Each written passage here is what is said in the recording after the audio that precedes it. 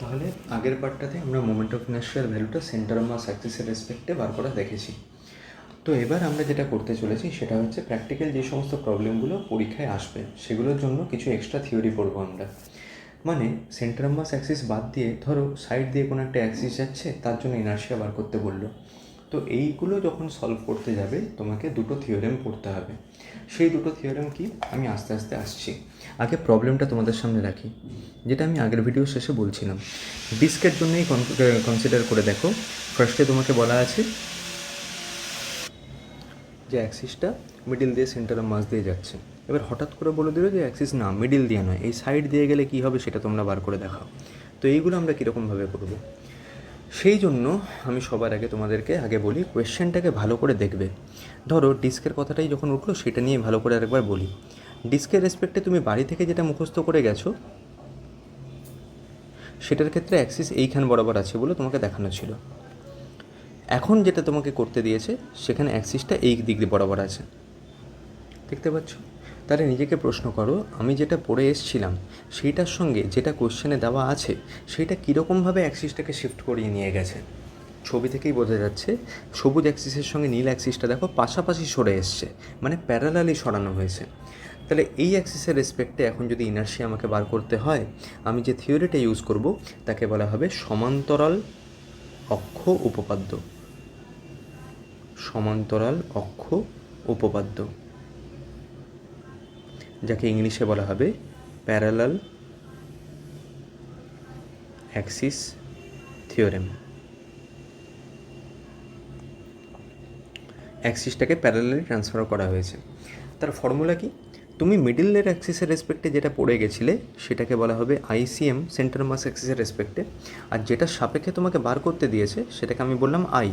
তাহলে আই এর সঙ্গে আইসিএম এর রিলেশন হবে I equal two ICM plus, যেহেতু অবজেক্টটাকে এখন একটু বেশি ডিস্টেন্স জুড়ে ঘোরানো হচ্ছে তার সঙ্গে প্লাস কিছু অ্যাড করতে হবে। কী অ্যাড করব? ডাইমেনশনালি আই হচ্ছে মাস ইন্টু লেন্থ স্কোয়ার। তাহলে যেটা আমি অ্যাড করব সেটা হবে মাস ইন্টু লেন্থ স্কোয়ার। কোন লেন্থ? দুটো অ্যাক্সিসকে যতটা গ্যাপ দেখতে পাচ্ছ সেইটা, সেটাকে যদি আমি বলি এইচ, তাহলে অ্যাড করতে হবে এম এইচ স্কোয়ার। তাহলে নতুন অ্যাক্সিসের রেসপেক্টে moment of inertia equal to centre of মাসের রেসপেক্টে moment of inertia plus M H square. আমি তোমাকে এক্ষুনি একটা প্রুফ দেখিয়ে দিচ্ছি। রডের জন্য আমরা অলরেডি পড়েছিলাম মিডিল দিয়ে গেলে 1/12 আর সাইড দিয়ে গেলে 1/3, তাই তো? চলো সেটাই করে দেওয়া যাক। ধরো রডটাই আমি আঁকলাম আরেকবার। রডের তোমাকে দিয়েছে কোশ্চেনে এই অ্যাক্সিসের রেসপেক্টে ইনার্শিয়া বার করে দাও। আর তুমি বাড়ি থেকে মুখস্থ করে গেছিলে কোনটা? সেন্টার মাসের রেসপেক্টে কত হয় সেটা তুমি জানো, কত? 1/12 ml স্কোয়ার। তাহলে নতুন যে অ্যাক্সিসটা সেটাকে যদি আমি আই বলি, তাহলে আই এর ফর্মুলা আমরা সবাই কি জানি? I equal to I center mass plus M H square. তাহলে আই সেন্টার মাসের জায়গায় আমি যেটা পড়ে গেছিলাম 1/12 ml square plus M H square. এখন প্রশ্ন হচ্ছে এইচ কত? এইচ মানে কতটা শিফট হয়েছে। টোটাল লেন্থ যদি এল হয় তাহলে যেটা শিফট হয়েছে সেটা দেখতেই পাচ্ছ কত? L/2। তার মানে এখানে L/2 এর হোল স্কোয়ার বসিয়ে দাও। তাহলে 1/12 ml square plus 1/4 ml square.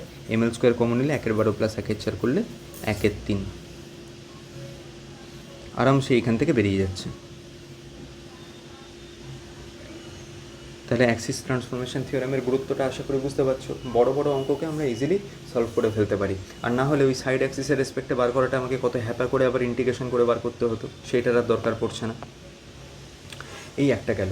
তাহলে যদি আমি ডিস্কের কথাটাই বলি, তাহলে ডিস্কের মিডিল দিয়ে গেলে যত আমি পেয়েছিলাম সেটা ছিল হাফ mr স্কোয়ার। তাহলে এই সাইড রেসপেক্টের কী হবে? আই ইকুয়াল টু সেন্টারের জন্য ছিল half mr square plus M H square. এখানে এইচ কত দেখো তো, তার রেডিয়াস বরাবরই তো সরিয়েছি, মানে এইচের ভ্যালুটা অ্যাকচুয়ালি আর, মানে plus mr square equal two 3/2 mr square.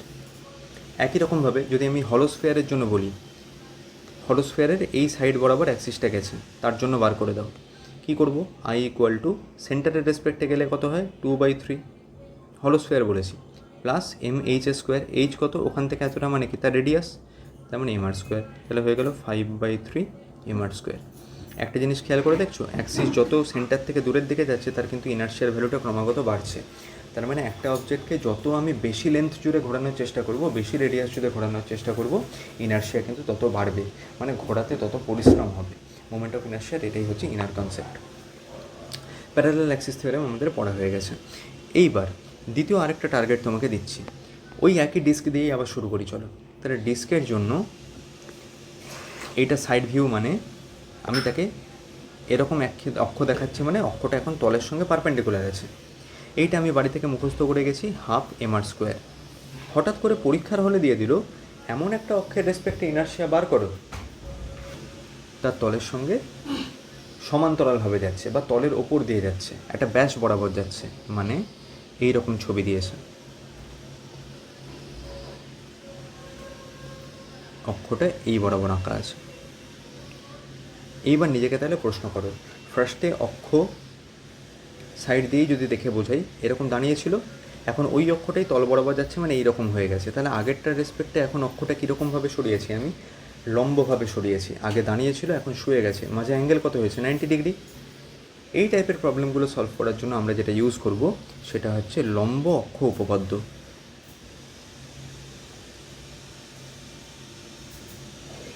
ইংলিশে বলা হয় পারপেন্ডিকুলার অ্যাক্সিস থিওরেম। আগেরটা সাইড বাই সাইড সরিয়েছিলাম, ওই জন্য প্যারালাল অ্যাক্সিস থিওরেম ছিল। এইটা হচ্ছে পারপেন্ডিকুলার অ্যাক্সিস থিওরেম। খুবই simple process.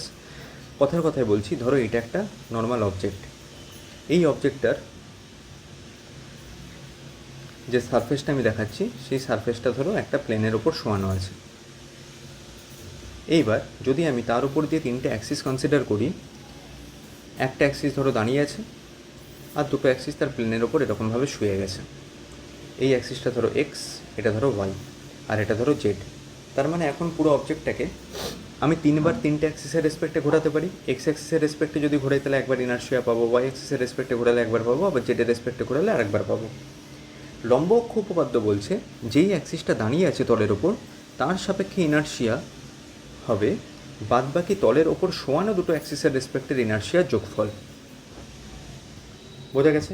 I Z equal to I X plus I Y. একই রকমভাবে ধরো ছবিটাকে আমি একটু পাল্টে দিলাম, এখন বস্তুটাকে এইরকম সাইড বাই সাইডে দেখছি আমি, এবং এই অবস্থায় অ্যাক্সিসগুলোর ছবি এরকম। জেড অ্যাক্সিসটা এরকমই আছে, এক্স অ্যাক্সিস এরকম আছে, ওয়াই অ্যাক্সিস তার তলের ওপর দাঁড়িয়ে গেছে এখন। তাহলে ক্লিয়ারলি বুঝতে পারছো, যে দাঁড়িয়ে আছে তার রেসপেক্টে ইনার্শিয়া মানে আই ওয়াই, সেটা এখন হবে equal to I Z plus I x.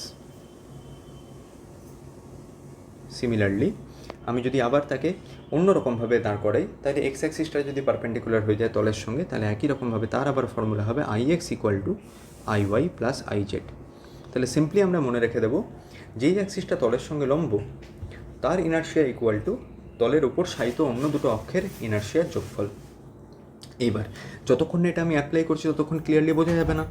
তাহলে ভাবো, আমি যে ডিস্কটারই উদাহরণ দিয়েছিলাম, সেই ডিস্কটার ক্ষেত্রে তলের ওপর যে অ্যাক্সিসটা দাঁড়িয়ে আছে সেটাকে আমি ধরলাম জেড অ্যাক্সিস। তাহলে তলের ওপর যারা শুয়ে আছে এক্স অ্যাক্সিস আর ওয়াই অ্যাক্সিস। তলের ওপর শায়িত অবস্থায় কোনো অক্ষের সাপেক্ষে ইনার্শিয়া বার করতে বলেছে, মানে তোমাকে এক্স অথবা ওয়াই যে কোনো একটা জিজ্ঞেস করেছে। তাহলে আমি সঙ্গে সঙ্গে ফর্মুলা কোনটা লাগিয়ে দেবো? এইটা, যেটা দাঁড়িয়ে আছে সেটা ইকুয়াল টু যারা শুয়ে আছে। তাহলে যেটা দাঁড়িয়ে আছে সেটাই তো আমি বাড়ি থেকে মুখস্থ করে গেছিলাম। সেটা কত? Half mr square. তার মানে হাফ mr স্কোয়ার সেটাই equal to I X plus I Y হলো। এইবার ভালো করে খেয়াল করে দেখো তো, একটা ডিস্ক সেটা তো সিমেট্রিক্যাল অবজেক্ট এবং সার্কুলার, তাহলে তারা এক্স অ্যাক্সিস বরাবর যা হবে ওয়াই অ্যাক্সিস বরাবর কি আলাদা কিছু হবে? তার তো এক্স আর ওয়াই দুটোই তো সেম। তাহলে আমি পরের লাইনে লিখতে পারি সেটাই equal to I X plus I X. তার মানে বেসিক্যালি 2ix, সেটাই ইকুয়াল টু কি? Half mr square. তাহলে simply I X equal to কত হবে? 1/4 mr স্কোয়ার। এবং সেটাই দেখো আমি ওপরে টেবিলেও লিখিয়ে দিয়েছিলাম। ডিস্কের তলের উপর দাঁড়িয়ে থাকলে হাফ mr স্কোয়ার, শুয়ে গেলে কত লিখেছিলাম? 1/4 mr স্কোয়ার। একই রকম রিংয়ের জন্যও করতে পারো। তুমি রিং ভাবো না, যেটা দাঁড়িয়ে আছে আই জেড সেটা হচ্ছে mr স্কোয়ার। তাহলে mr square equal to I X plus I Y. আবার রিং মানে আবার সিমেট্রিক্যাল অবজেক্ট, তার এক্সও যা ওয়াইও তা। তাহলে mr square equal to I X plus I x 2ix। তাহলে 2ix ইকুয়াল টু যদি mr স্কোয়ার হয়, তাহলে শুধু আই এক্স ইকুয়াল টু কত হবে? Half mr square. এইভাবে দুটো থিওরেমকে আমরা অ্যাপ্লাই করতে পারি। এইবার এইখান থেকে আরও জটিল জটিল কোয়েশ্চেন কীরকমভাবে আসে আস্তে আস্তে দেখতে থাকো। এইগুলো তুমি বাড়িতে বসে বসে নিজেরাও প্রবলেম ক্রিয়েট করতে পারো, নিজেদেরকে নিজেরা সলিউশন যদি করো, ভালোভাবে সেলফ স্টাডি করে জানা যায়। আমি ধরো কতগুলো প্রবলেম দেখাচ্ছি যেখানে আমি একই সঙ্গে প্যারালাল আর পারপেন্ডিকুলার দুটো থিওরেমকেই ঢোকানোর চেষ্টা করব। তাহলে আমাদের এখান থেকেই পড়া হলো প্যারালাল এবং পারপেন্ডিকুলার অ্যাক্সিস থিওরেম, যাদেরকে মিলিতভাবে যে নামে ডাকা হয় সেটা হচ্ছে Axis transformation theorem. Axis transformation theorem. এই টাইপের অঙ্ক সলভ করার জন্য আমার প্রথম কাজ হবে ছবিটাকে ভালো করে দেখে অ্যাক্সিসটা আমার সেন্টার অফ মাস রেসপেক্টে বার করা অ্যাক্সিসের রেসপেক্টে কীরকমভাবে সরানো হয়েছে সেটা আগে বুঝে নেওয়া। সেটা বুঝতে পারলে অঙ্কগুলো কিন্তু খুব একটা বেশি ট্রিকি নয়। শুরু করা যাক তাহলে। Example problem.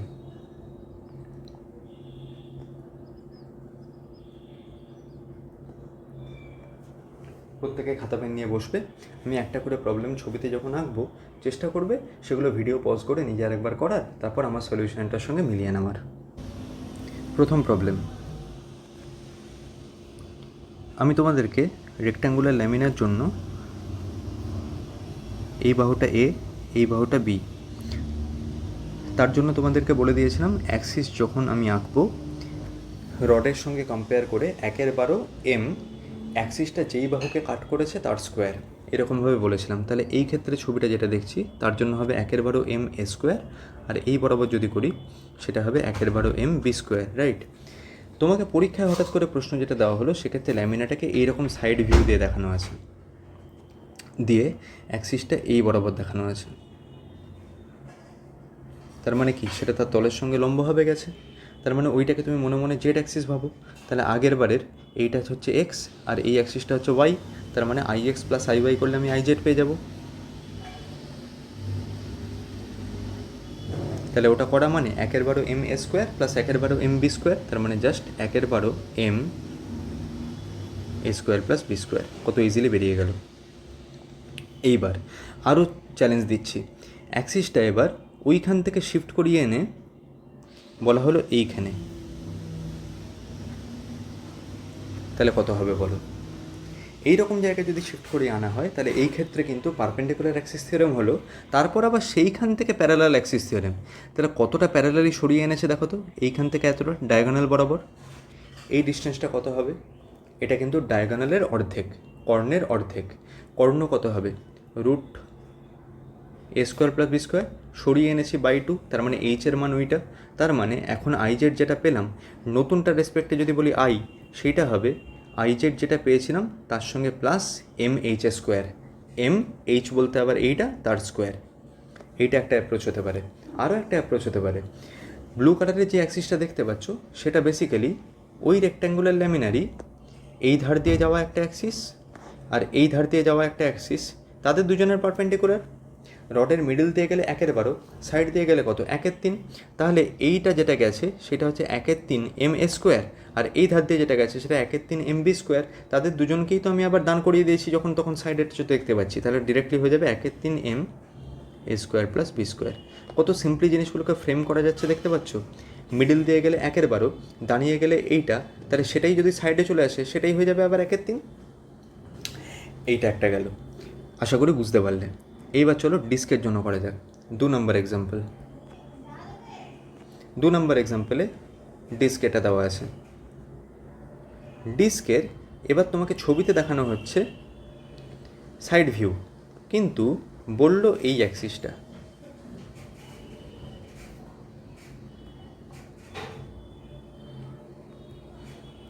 তাহলে এই অ্যাক্সিসটা যদি হয়, সবার আগে তুমি নিজেকে প্রশ্ন করো অ্যাক্সিসটা এখন তলের ওপর লম্ব না তলের ওপর শুয়ে আছে? তলের ওপর কিন্তু শুয়ে আছে। তাহলে যদি শুয়ে থাকে, এটাকে আমি ডিস্ক বলেছি, কিন্তু ডিস্কের ওপর দাঁড়িয়ে থাকলে 1/2, শুয়ে গেলে 1/4, সেইখান থেকে আবার তাকে প্যারালালি সরিয়ে আনা হয়েছে। তার মানে এটা হবে 1/4 mr স্কোয়ার প্লাস আবার এইচ স্কোয়ার। এইচ বলতে কত? সেন্টার থেকে ধারে এনেছে মানে রেডিয়াস বরাবর আসছে, তার মানে হয়ে গেল 5/4। এইবার এই ডিস্কের ব্যাপারটা নিয়েই চলো আরও একটু ঘাঁটাঘাঁটি করা যাক। ছবিটাকে কিন্তু আমি চাইলে আপার ভিউ দিয়ে দেখিয়ে এই রকম দেখাতেই পারতাম, তাতে বরং জিনিসটা তুমি আরও এক চান্সে বলতে পারতে, কিন্তু ইচ্ছা করেই আমি এরকম শুইয়ে দেখালাম, আবার সাইডে নিয়ে এলাম, যাতে জিনিসগুলো তুমি ইমাজিন করতে পারো। এই চ্যাপ্টার কিন্তু খুব স্ট্যান্ডার্ড চ্যাপ্টার। এইখানের প্রবলেমগুলো একবার যদি কেউ ফিল পেয়ে যায় তার কোনো অসুবিধা হবে না, কিন্তু ইমাজিনেশন পাওয়ার স্ট্রং হতে হবে। যেমন ধরো এইটাকেই এবার আমি কম্প্রেস করে এই রকম দিয়ে দিলাম, একটা ডিস্কের বদলে এখন হয়ে গেল দুটো ডিস্ক, এবং দুটো মোটামুটি আইডেন্টিক্যাল ডিস্ক আমি দিয়েছি যাতে রেডিয়াস মাস ফাসগুলো সেম থাকে। অ্যাক্সিসটা দুজনের মিডিল দিয়ে গেছে। এইটার জন্য ইনার্শিয়া বার করো। তাহলে একটার জন্য সেন্টারের বদলে ধার দিয়ে গেলে কত হয়? 1/4 MR square plus MR square, মানে 5/4 এমআর স্কোয়ার। তাহলে এটার জন্য যদি 5/4 এমআর স্কোয়ার হয়, অন্য জনের জন্যও তো সেই অ্যাক্সিসটা মিডিল থেকে সাইডে এসছে, তারও তাহলে কত? তাহলে আলটিমেটলি মোমেন্ট অফ ইনার্শিয়াকে স্কেলারের মতোই ট্রিটমেন্ট করি, তাহলে টোটাল হয়ে যাচ্ছে। বুঝতে পারছো তো? এবার এই সেম ছবিটাই তোমাকে এরমভাবে দিলাম,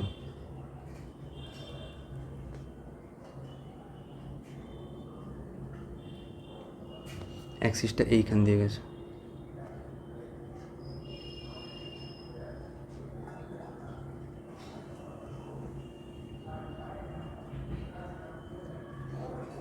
ওদের ছেদবিন্দু দিয়ে কী হবে? সাইড ভিউ দিয়ে ছবি দেখতে পাচ্ছি, মানে অ্যাক্সিস তার উপর এরকম দাঁড়িয়ে আছে, মানে নিশ্চয়ই লম্বভাবে দাঁড়িয়ে আছে। তাহলে সবার আগে লম্বভাবে তার মিডিল দিয়ে গেলে কত হতো মনে মনে ভাবো? ডিস্কের ওপর দাঁড়িয়ে থাকলে 1/2 এমআর স্কোয়ার, সেইখান থেকে আবার সাইডে সরে এসছে কতটা রেডিয়াস বরাবর, মানে প্লাস এমআর স্কোয়ার, তার মানে সেইটা হয়ে যাচ্ছে 3/2 এমআর স্কোয়ার। এবার একজনের জন্য যা হয়েছে অন্যজনের জন্য তো একই ঘটনা ঘটেছে, তাহলে তারও কত? 3/2 এমআর স্কোয়ার। তাহলে আলটিমেটলি দুটোকে সাম আপ করলে হয়ে যাচ্ছে, বুঝতে পারলে আশা করি। এই সেম জিনিসগুলো আমি স্ফেয়ারের জন্যও করে দেখাতে পারি, হলো সলিড যা ইচ্ছা। চলো আরও কোশ্চেনটাকে অ্যাডভান্স করা যাক। 3 নম্বরে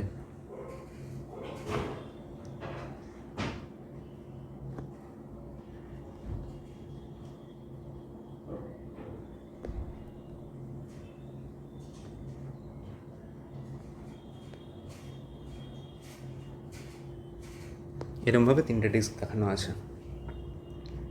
ডিস্ক বলছি কিন্তু, হ্যাঁ আচ্ছা চলো ডিস্কের বদলে রিং বলে দিলাম। চলো রিং, এদের মিডিল পয়েন্ট এইটা তো, সেন্টার এইটা, অ্যাক্সিসটা এইরকম যাচ্ছে। আশা করি ছবিটা বুঝতে পারছো।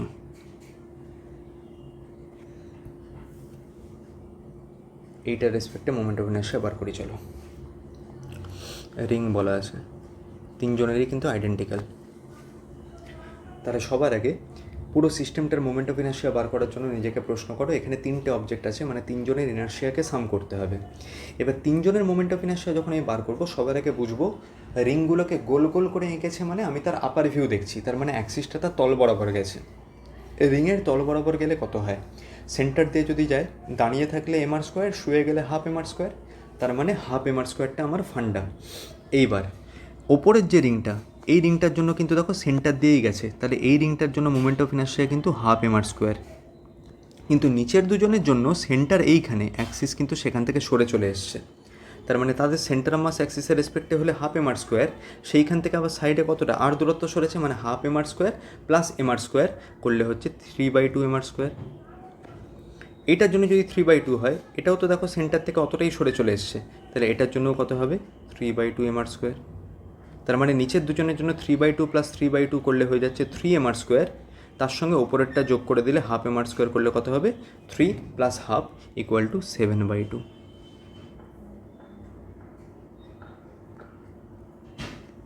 ধরা গেল নিশ্চয়ই।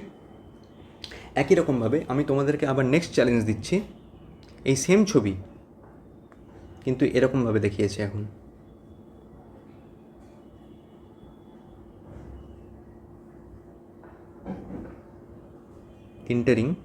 তিনটে রিংকে আমি এখন এরকমভাবে লাগাচ্ছি।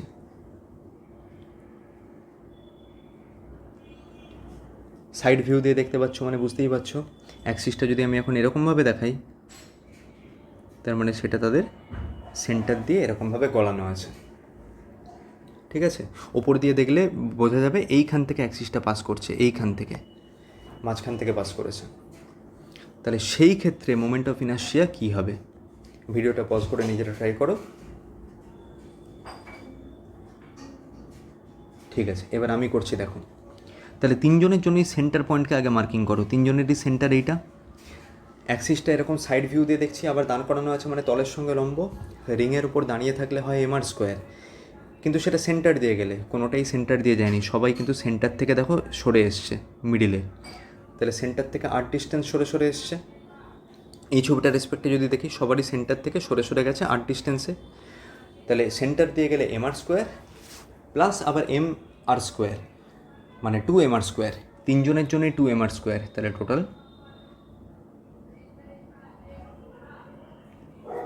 এইভাবে ক্যালকুলেশনটা করতে হবে। আশা করি পুরো জিনিসটা বোঝাতে পারলাম।